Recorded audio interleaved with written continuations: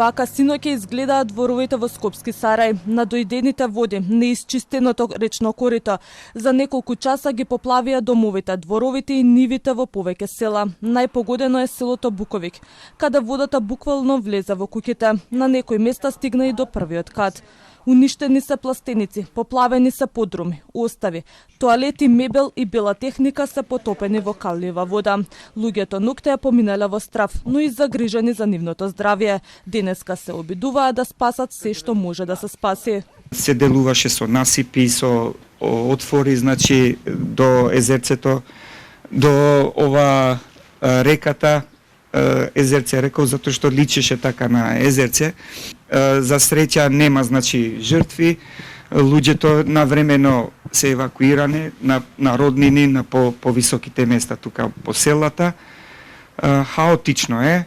Верувам дека ќе помине, државата нешто ќе помогне, особено за овие категории. Како што гледате, страшно штети има по домаќинствата, има по возилата, но најбитно е, пошто е зимен период, што побрзо да се направи таа проценка на штети и да помогне владата.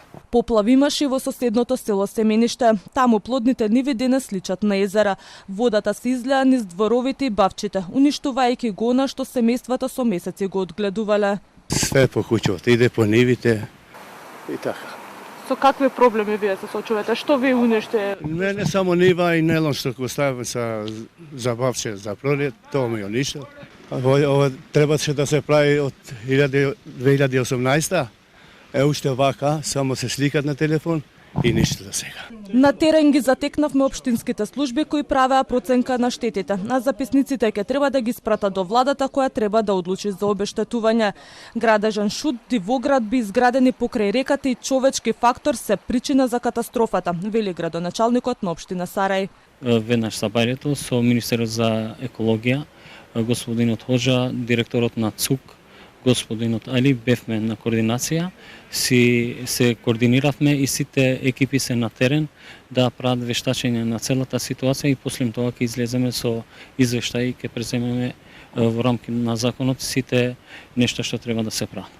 Но за жителите извештаите и законите не ја извлекуваат водата од нивните домови. Поплавени се повеќе од 30 домови, улици под вода, а калта и мирисот сведочат за ноќта што за жителите нема лесно да се заборави.